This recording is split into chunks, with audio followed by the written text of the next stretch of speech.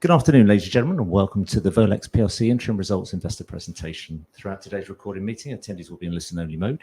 Questions are encouraged and can be submitted any time just using the Q&A tab situated on the right-hand corner of your screen. Please simply type in your questions at any time and press send.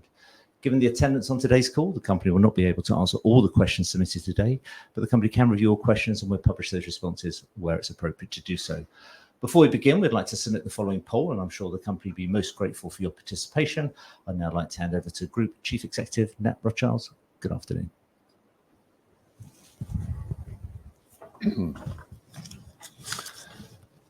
Good afternoon, everyone, and welcome to the VOLEX half-year results presentation. I'm going to provide you with a summary before handing over to John, who will give you more detail on the performance in each market. Following this, I'll update you on our strategy before we take questions at the end. Before we turn to the results, I'd like to talk to you about a further step in our strategic journey. I'm delighted that Dave Webster has agreed to join as our non-executive chair, enhancing an already exceptional board of directors. Dave has unique industry experience. In his current role, he's led the transformation of CPM, a global leader in advanced process automation equipment. And prior to that, he was the driving force for growth and transformation as the CEO of Electrical Components International, or ECI, a leader in consumer electrical and off-highway harnesses. He brings decades-long customer relationships in our space, particularly in North America, and he will strengthen the board's sector insight. His experience will be invaluable as we scale our North American operations and deepen our customer partnerships in this important market. Now, this month, incredibly, marks 10 years since I joined the board of VOLEX and became executive chairman, in effect combining the chairman and CEO roles. I came into a business that was in decline with less than $400 million of revenue and a market cap of about £50 million. And in fact, it dropped down to £30 million at the low. And I set about building a new organization, including talent from within VOLEX who had not been given the leadership they deserved. So with this excellent team to support me, a lot of hard work and endless travel, we've created one of the true standout success stories in UK industrials. A significant architect of this success is John Malloy, our global COO, and he will continue in the same role and is every bit as committed to the business as I am. And both of us have very significant personal investments in VOLEX. Indeed, my move into the chief executive position in VOLEX merely underlines my deep and ongoing commitment to driving further growth and customer engagement. I will continue to lead from the front, delivering our ambitious plans and bringing in new customers. And I'd also like to say that none of this would be possible without John Bowden's exceptional financial skills and cool head as the business has become increasingly complex. I'm very grateful to John, who is sitting next to me.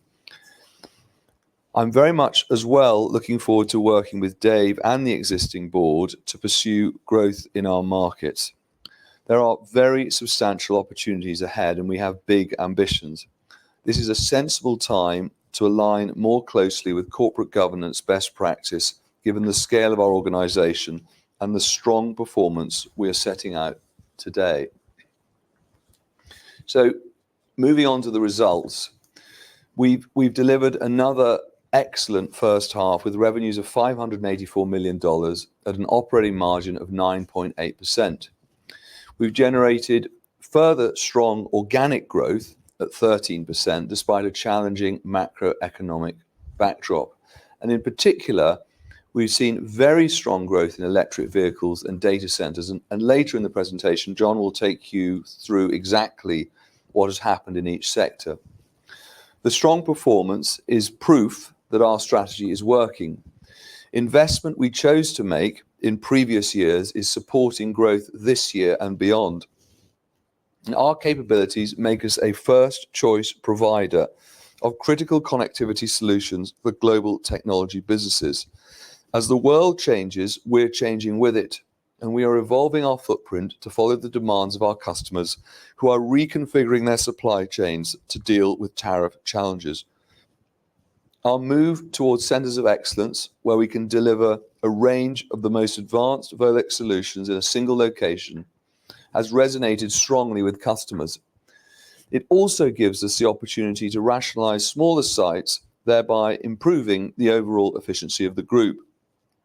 We continue to win new projects with our customers, particularly with electric vehicle customers and in the North American off-highway space. Our first half performance positions us strongly relative to our 5-year plan, which, as you may recall, sees us getting to $1.2 billion of revenue by the end of FY27. Our strong results for the first half are another significant step towards these objectives. Before we break out the individual markets, it's worth talking about how our customer-centric approach delivers deeply embedded customer relationships, giving us confidence in our strategy. As you should all know by now, we work with the biggest technology brands in the world who have earned recognition as leaders in their fields. They trust us to deliver manufacturing solutions that meet or exceed their quality, reliability, and functionality requirements. Although our assemblies might be a small part of large and complex systems, they play a critical role every time. This is no different whether we are powering a domestic appliance that brings convenience to everyday life or connecting the key components at the heart of life-saving technology. We've built a business that revolves around the customer. We anticipate their needs and rise to their challenges. Our engineers define innovative production solutions and optimize processes for products that are assured to perform in challenging environments. This creates strong customer lock-in and sticky relationships. In many cases, regulatory requirements form a barrier to our substitution in the supply chain. In others, our deep expertise and consistently strong delivery position us as a preferred manufacturing partner.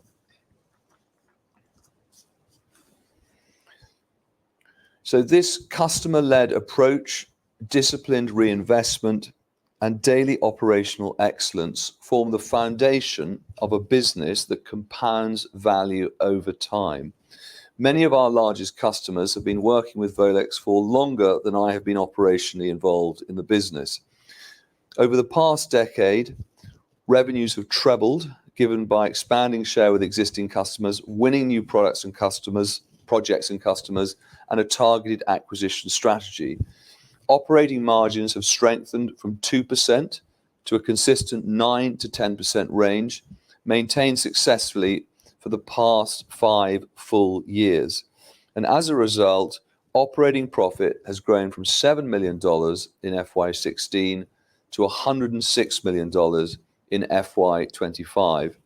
This performance reflects stringent cost control, relentless operational improvement, talent attraction and retention from the top to the bottom of the organization, plus targeted investments in future growth, each aligned with our customers' priorities. And this combination of growth and margin expansion has translated into basic earnings per share rising from 1.5 cents in FY16 to over 36 cents in FY25. VOLEX continues to steadily build capability, deepen relationships, and deliver consistent, sustainable returns, creating shareholder value that compounds year after year. I'll now hand over to John to take us through the financial performance in the end markets. Thank you, Nat. So first and foremost, I'm incredibly pleased with the results that we've been able to deliver. And this is an excellent performance at $584 million of revenue in the first half of the year, which represents organic growth of 13%. Profitability is towards the top end of our margin target at 9.8%, which means we've delivered $57.2 million of adjusted operating profit in the first half of the year. With lower interest costs, that means we've increased basic earnings per share by 30% to 19.7 cents per share on an adjusted basis. We've maintained a strong track record around return on capital employed, despite the investment that we made in our business, which includes putting in additional working capital to support customers. And as a result, we've stayed at 20% return on capital employed. These results are an indication of a business that is in great shape and navigating dynamic market conditions effectively. Over the next few slides, I'm going to take you through what we've seen in each of our end market verticals. We've established a market-leading capability in electric vehicles and are recognised for our proficiency in both designing and producing key components to power the next generation of transport. Our long-standing partnership with leaders in EV technology has positioned us well to support a broad cross-section of the EV market. Much of our 13% organic growth has come from expanding our capabilities laterally to meet evolving market demand. This includes delivering complete AC charging solutions through integrated end-to-end manufacturing. Consumer demand for electric vehicles has continued to grow in our key markets in the US, Europe, and China. EV sales as a percentage of new car sales recently hit 30% in Europe and 58% in China. While changes in government incentives in some markets, such as the US, may soften short-term consumer demand, long-term prospects across key geographies are strong. Our footprint allows us to be flexible around customer requirements. For example, we are moving a new program to Mexico to support a customer's tariff optimization strategy. And while this will push out the timing of the initial ramp-up, it is exactly the type of dynamic problem-solving that strengthens relationships. With enhanced capabilities supporting a wide range of global automotive brands, we have confidence in our ability to grow EV in the medium term. It's worth starting the explanation about consumer electricals with some context about the performance we've seen over the last 18 months. We had what you might call a post-destocking rebound in the first half of FY25 when we hit $132 million of revenue. This normalised to $125 million in the second half of FY25. For the first half of this year, we delivered $126 million, slightly down versus a year ago, and more in line with the H2 performance. This represents an organic decline of 6%.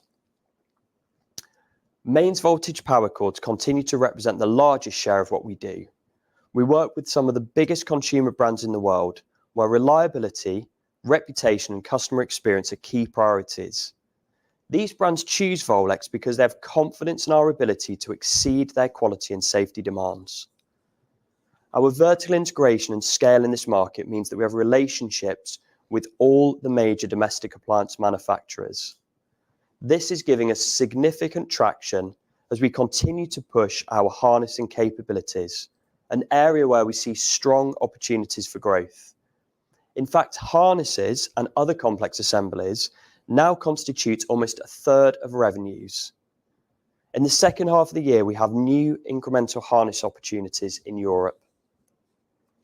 We've seen some secondary impacts from tariffs on European domestic appliance manufacturers.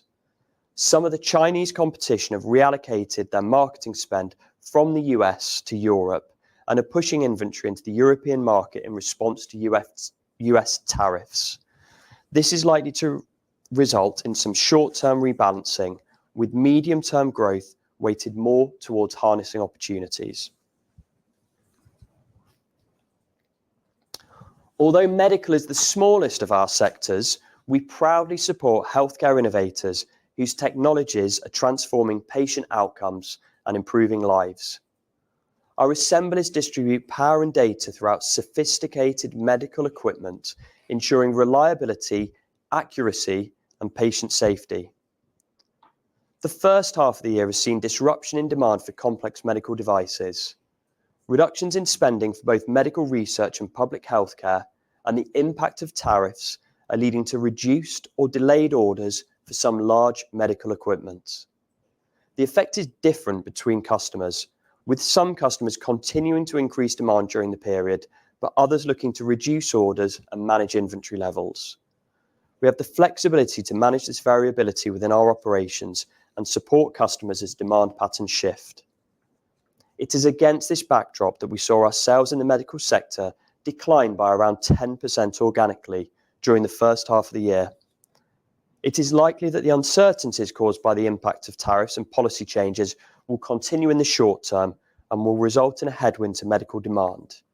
However, we remain very positive in relation to the medium term. This is partly due to the success in winning new projects with significant medical brands, expanding the range of customers that we work with. In addition, structural growth drivers are very strong in this sector, with rising demand due to demographic change and advances in technology, creating new diagnostic and treatment options. And with our significant and in-depth understanding of our customers' requirements, we are well positioned to meet the needs of these healthcare innovators. We've seen excellent organic growth of 48% in complex industrial technology, with data centers a significant part of that. But we've also had growth across the other categories. Outside data centers, which I'll come back to shortly, we're delivering complex assemblies, both wire harnesses and printed circuit board assemblies, into highly specialist and demanding applications. Our customers need exceptional quality and complete confidence that the solution will work first time and every time. Meeting their challenging technical and scheduling requirements takes coordination across our operations and engineering experience to support the build process. When we successfully deliver, we unlock additional project opportunities and further repeat business, which contributes to our growth.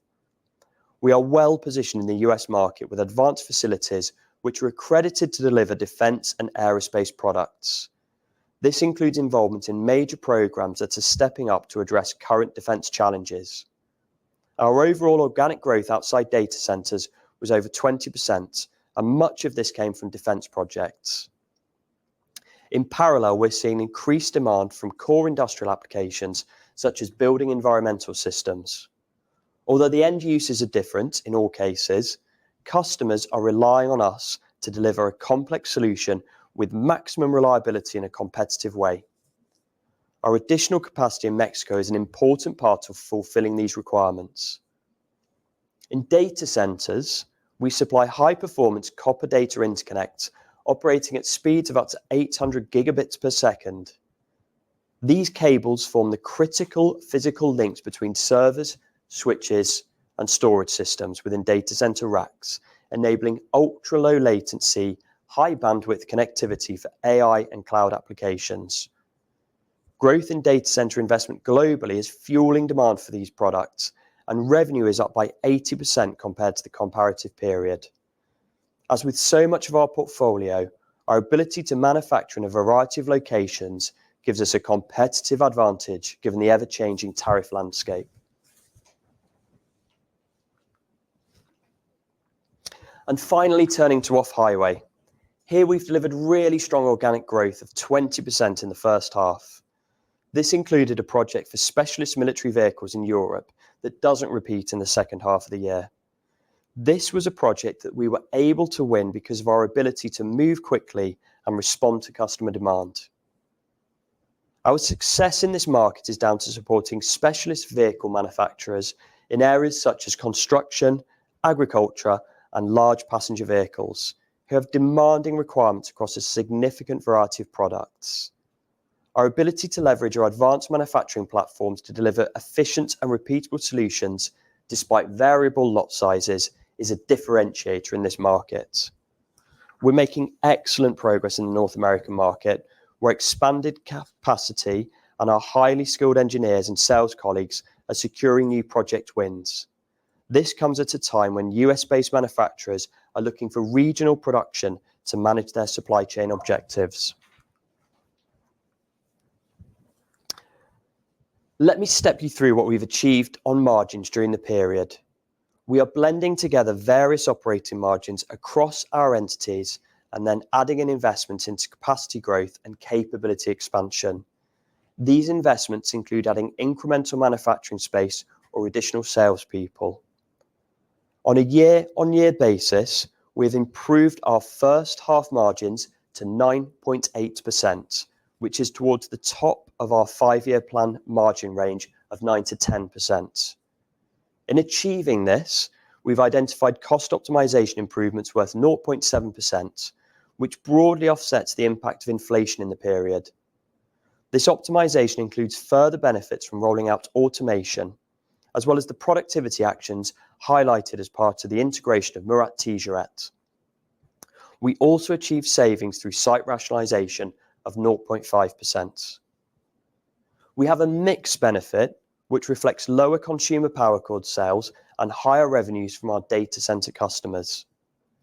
There is a small adverse impact from the weakening of the US dollar, which is our main sales currency.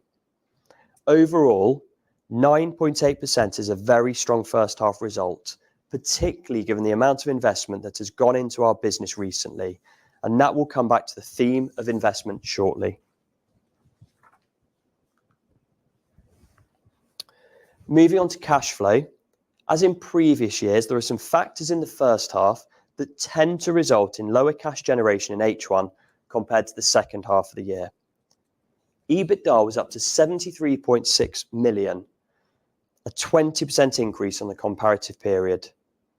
Capital expenditure was lower at 21.3 million, which is approximately 3.6% of revenue and well within the 3 to 4% range we had guided to. Once again, we had an increase in working capital, and higher inventory was a big driver in this.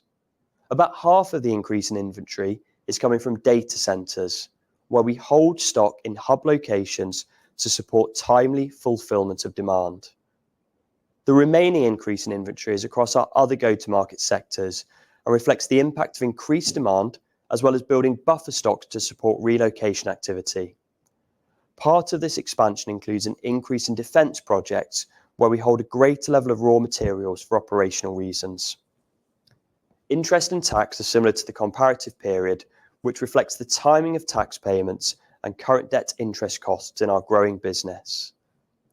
The repayment of leases shown below free cash flow includes the exercise of an option to secure the freehold on 2 existing sites at a significant discount to market value, providing greater security and control. Our covenant net debt ratio, which is our preferred way of looking at leverage and excludes operating lease commitments, improved from 1.3 times to 1.1 times, giving us great balance sheet strength and flexibility. Our capital allocation priorities are unchanged from prior years. Our primary focus is on organic investments. In addition, we continue to explore acquisition opportunities in a disciplined way. I'll now hand back to Nat to update on our strategy. John, thank you very much. Now, I wanted to return to the key pillars of our strategy and outline how this contributed to our first half performance. First and foremost, we are in the right markets where we are winning new business, and I'm particularly pleased with the progress we've been making in off-highway in North America. Our team is getting a huge amount of traction with customers who are looking for a high quality and cost-effective solution. It is an opportune time for Dave Webster to join our organization, and later this month, Dave and I will be on the road meeting with our customers and visiting a brand new site we are opening this month in central Mexico. The substantial growth we have delivered in the last 2 years reflects our ongoing investment program. For example, our product development strategy in EV is delivering growth. Our global capacity investments have given us capability in the right locations to support our customers' tariff mitigation strategies. And this is particularly the case in Mexico, where we have an abundant pipeline of opportunities, many of them new in the last 6 months. We are a critical manufacturing partner for our customers, who depend on our engineering capabilities, our attention to detail, and our ability to meet challenging specifications. We build deep relationships by exceeding their expectations. Moving complex production from a competitor or between sites is a big decision. And in the last 12 months, we relocated multiple programs for our customers without any major surprises, and they have confidence in our ability to deliver.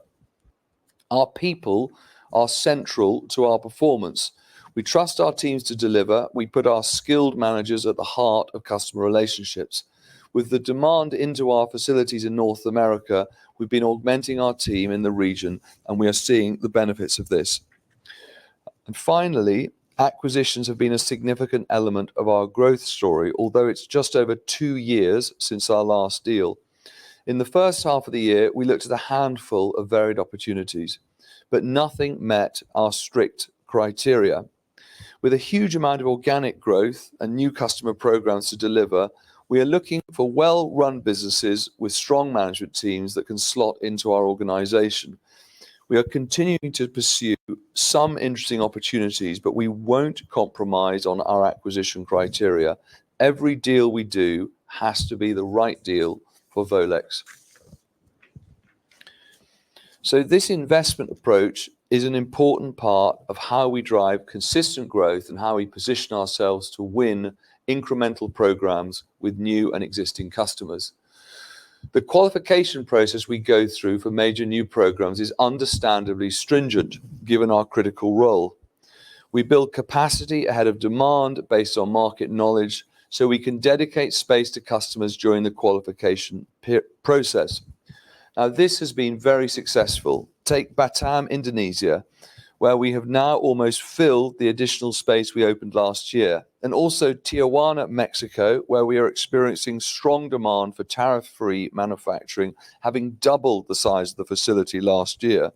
This month, as I mentioned just a moment ago, we are opening a further purpose-built site in central Mexico, doubling our capacity in this area. However, footprint is only part of the story.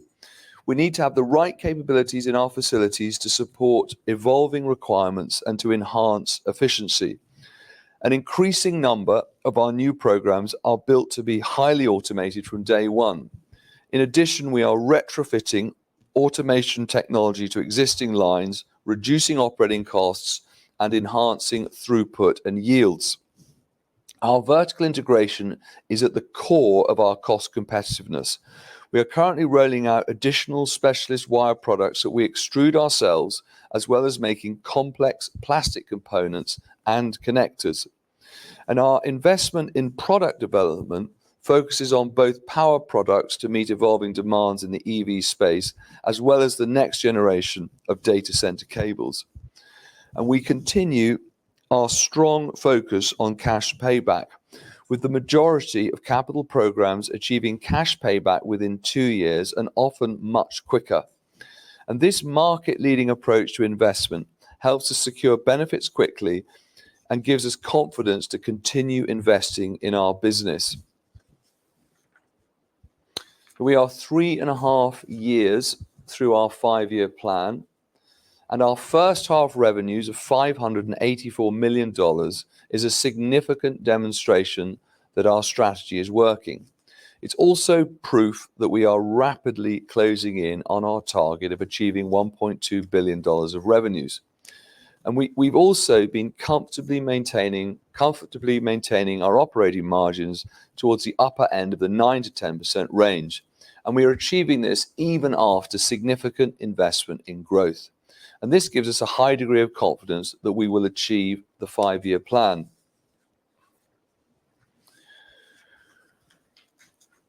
So,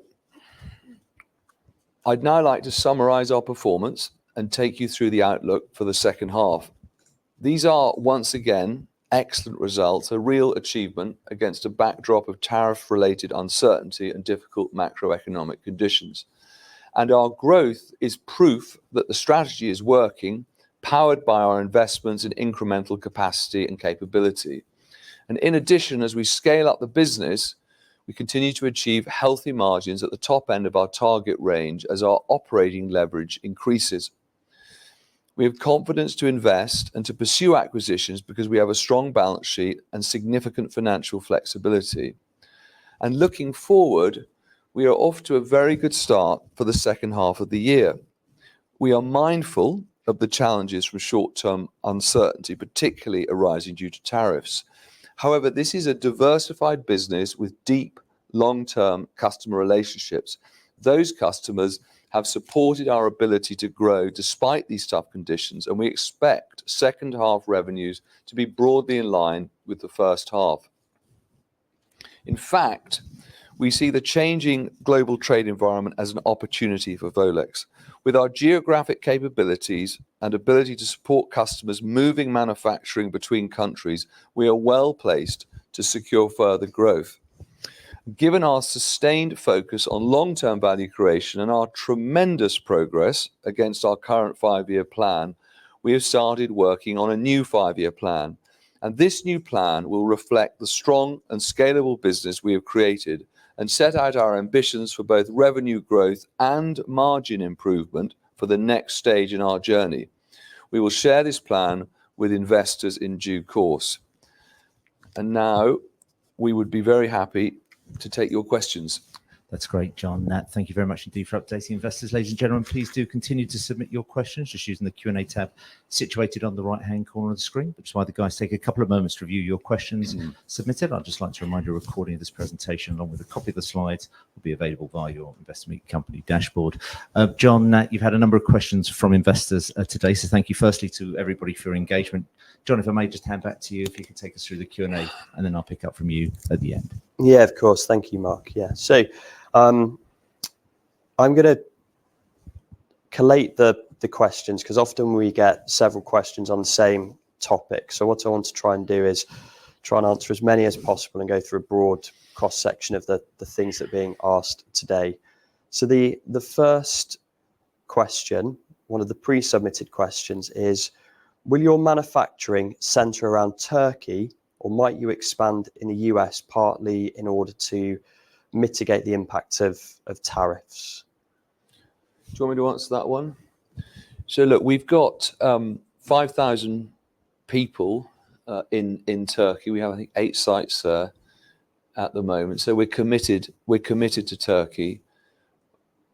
We have more than enough expansion space there at the moment, should we need it. And we've also just opened a brand new low-cost site in the center of Turkey, where labour costs are highly competitive. I think in North America has always been the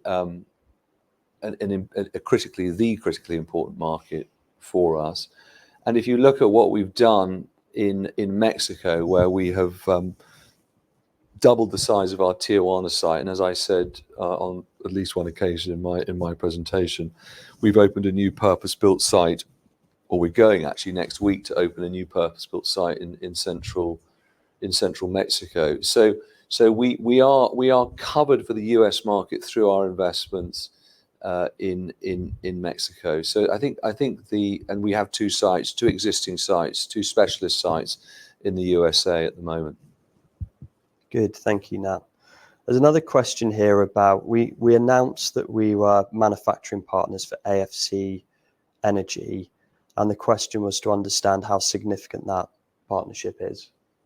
So I think that you would need to go and extrapolate from the AFC business plan how big the opportunity could be, but we have the capability to take cost out of the AFC, the portable hydrogen generators that AFC makes, and AFC's success will be contingent on dramatically reducing the cost of those generators, and we're working with AFC as we speak, and I think you need to look at their management team to answer that question. Good, thank you.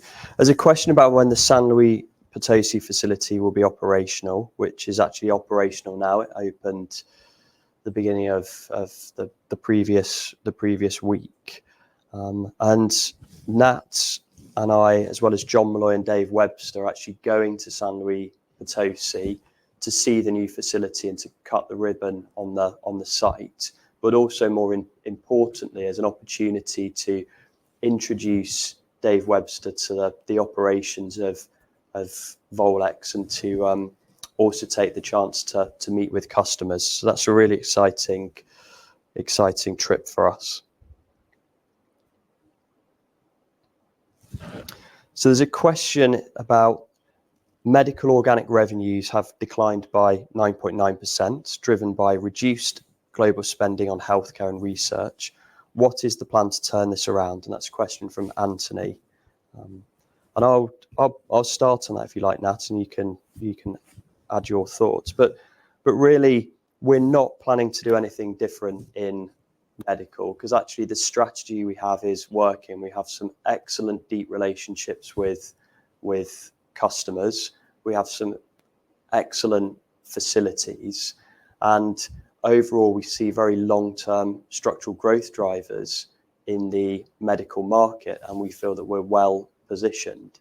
And it's a great strength in the portfolio effects we have across the 5 markets, that if one of those markets is experiencing a short-term dip for various reasons, in this case it's related to tariffs and changes in legislation, then we can still deliver 13% organic growth across the piece. So we don't feel that we need to do anything significantly different in medical, because we're already doing all the right things. Yeah, and just to add, if you strip out our largest medical customer, we grew organically year on year in medical by a few points. And the medical business we have requires very little capital investment. So the sites we've got, for example, in Poland and in Slovakia that are exclusively medical, they kick out big dividends up to the group every year. They have very, very healthy margins. The business is incredibly sticky, and we've managed to grow we've managed to diversify our medical business tremendously over the last 10 years, and I'm very optimistic about the medical business. I think the amount of destocking that's occurred over the last 12 months, I think some of the customers have gone too far, and I think you could have a really kind of rip comeback next year. Good, thanks, Nat. There's a question from Stuart about the fact we referenced tariff-related uncertainty multiple times, and he'd like us to explain which specific tariff regimes by region and product are the most material to Volex's P&L. So in terms of tariffs, our strategy with tariffs from the beginning has been to pass the costs on to our customers, and we've done that in 100% of cases, that we pass through the cost of tariff to our customers. And in these results, there's only really 2 areas which we referenced in the presentation where we've seen the impact of tariffs. Part of it is in medical, where some of our particularly Eurocentric customers are seeing reduced demand as they sell into the US. And the other area that we mentioned in the presentation is in relation to consumer electricals, where Chinese competition are flooding the European market with product at the moment. And there'll be a rebalancing that will occur over a period of time in terms of demand. And we addressed the medical piece earlier and why we still feel very confident in medical. And in terms of the consumer piece, as we talked about in the presentation, the big opportunity in consumer is around harnesses. Now, quite often for domestic appliance manufacturers, we will sell them a power cord for $1, a harness for a washing machine or another domestic appliance. We might sell that for $6. So you can see quite quickly that if we can grow the share of that harness market, that could have an appreciable impact on our revenue over a period of time. And that's very firmly where we have our sight set in that consumer electricals business.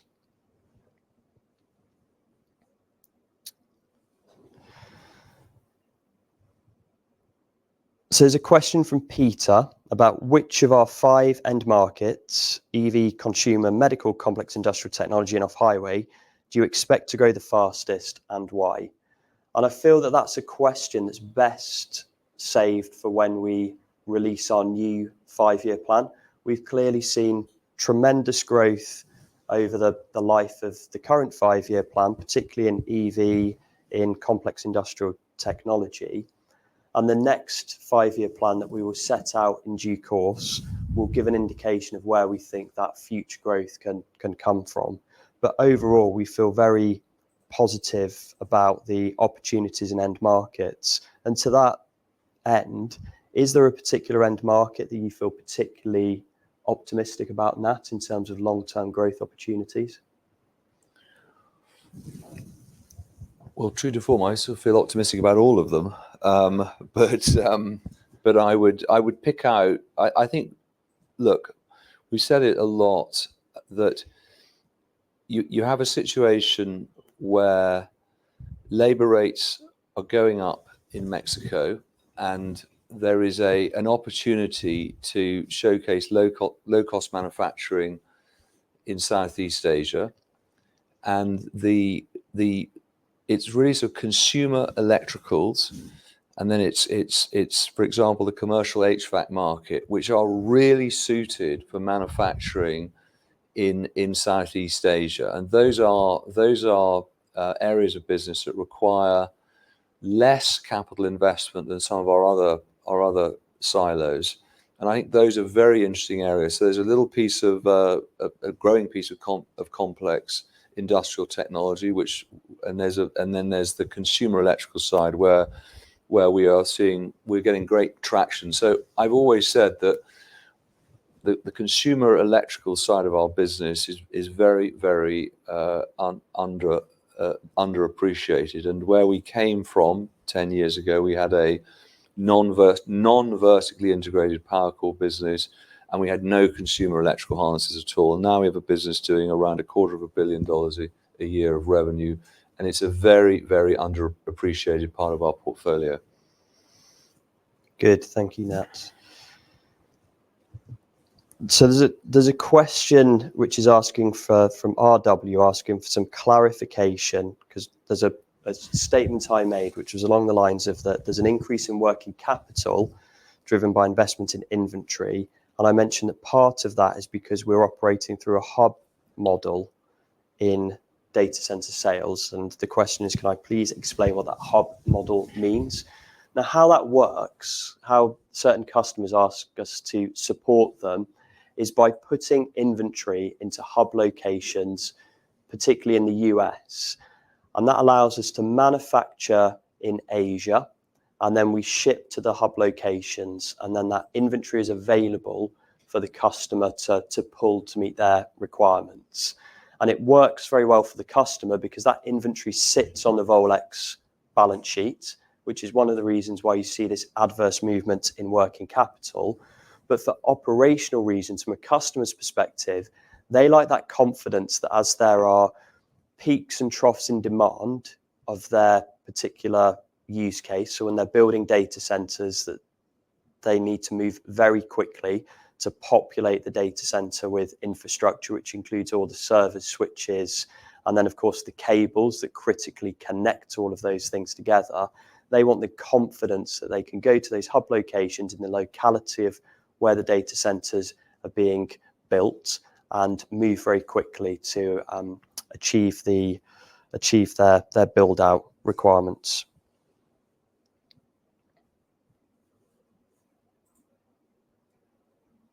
There's a question from Tamanvia about if we could explain, or if I can explain, the decline in revenue in Asia. So within the earnings release, we report revenue both in terms of the go-to-market sector, for example, EV or consumer electricals, but we also report a regional split.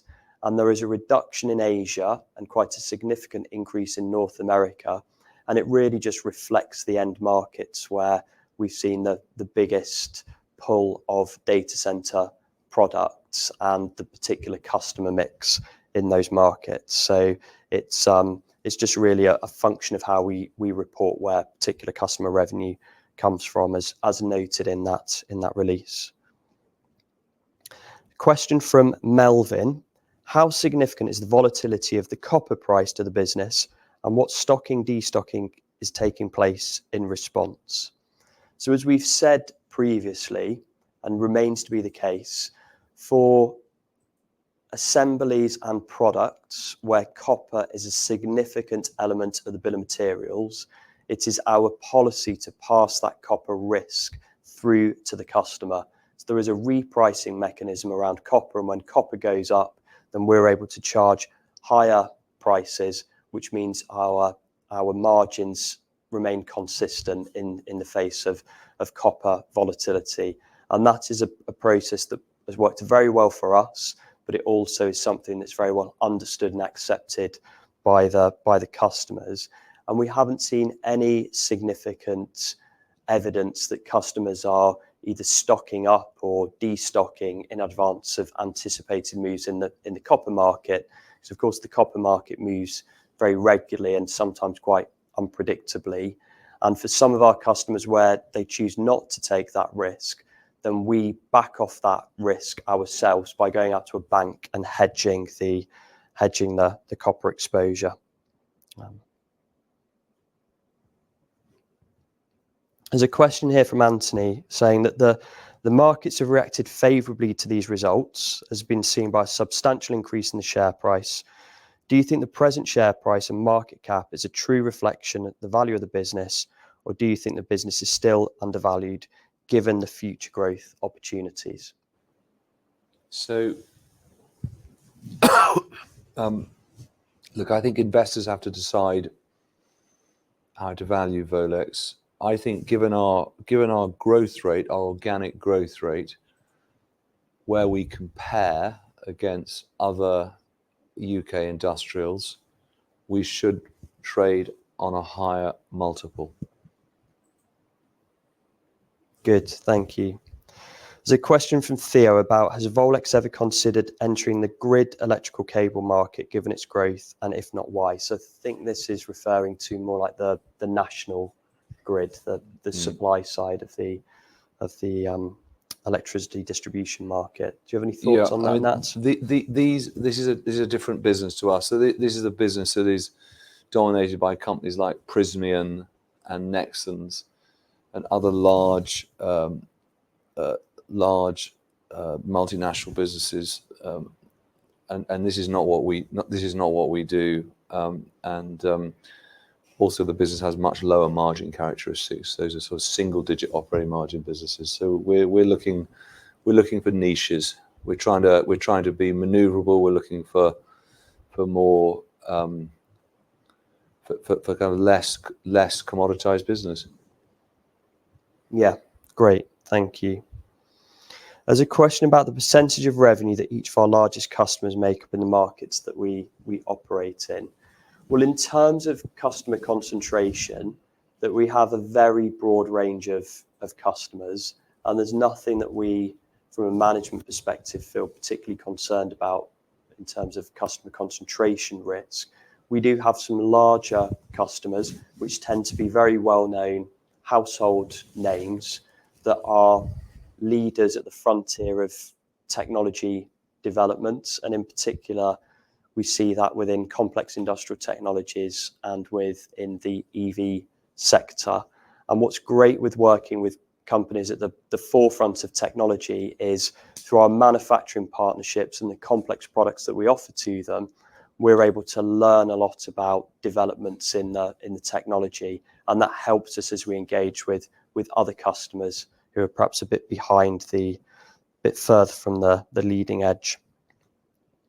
There's a question about whether the boost that gold miners have had this year with rising gold prices has led to an increase in demand for off-highway vehicles to sort of support the gold market. Now, I don't think we have seen anything down to that level of granularity, but perhaps a few words on where you see things in the off-highway space, and particularly, I suppose, obviously our North American opportunity. Yeah.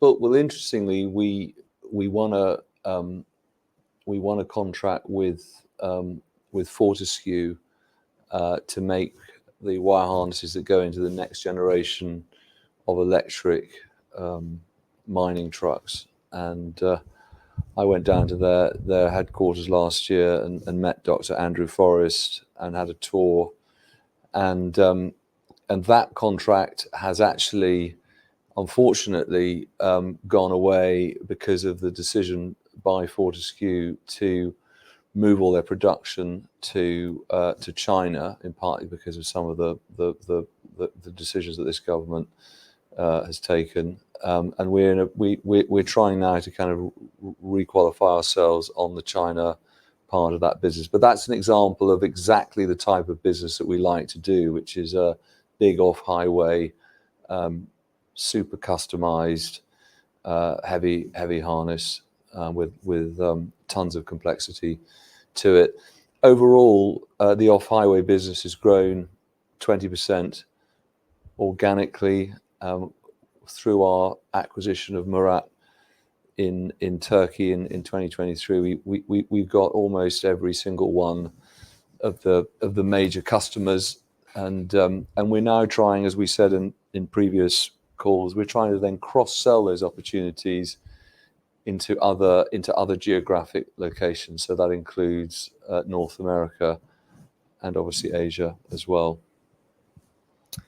Well, there's a question I'll take from Mick, given I run one of our support functions, the finance team, and it's about, given the growth of AI, what steps are VOLEX taking to implement AI in our own organisation?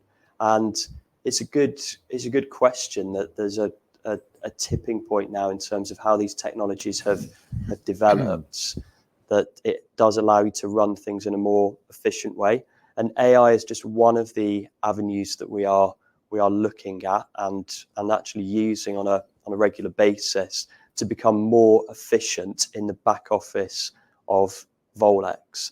And that's really important, because as we grow revenue, if we want to look to enhance our margin position, then we need to do that through further operating leverage, which is all about running as efficiently as possible in the support functions of the organization, so that the operating leverage comes through. And as well as AI, that we're using cloud technology, we're using lots of applications. We're rolling out a new ERP system, which is going incredibly well and is giving access to a new feature set. And we're using more tools for greater collaboration across the business. So all of these things come together to put us in a position where we're enhancing the efficiency. Because a final question, we've had a question from Chris, who says, excellent results, well done. I know it's somewhat futuristic, but do you see data centers opening in space? So I didn't know whether you had any thoughts on that as we come to close the Q&A session. A rather left field question for the very end. Well, maybe on asteroids as well in space, but it's no. The answer is I don't have any. I don't have any great insight into the thinking of Elon Musk. He's the only person who could possibly pull something like that off. Very good, thank you. That's great, John. Nat, thank you very much indeed for updating investors. And of course, if there are any further questions, John will give those to you post today's call. Thank you once again to you both. Nat, perhaps before I redirect those on the call to give you their feedback, which I know is particularly important to you both, perhaps I could just ask you for just a couple of closing comments. Well, it's 10 years since I've been doing this, and I think it's 5 or 6 years for you now, isn't it, as well? So we're in the midst of the journey, and we're grateful for the support of all of the retail investors and also the Investor Meet platform, which is very important to us. And we look forward to seeing you in 6 months' time. That's great, John. Nat, thanks once again for updating investors. If I could please ask investors not to close this session, as we'll now automatically redirect you to provide your feedback. Only take a few moments to complete, but I'm sure it'll be greatly valued by the company. On behalf of the management team of VOLEX PLC, we'd like to thank you for attending today's presentation.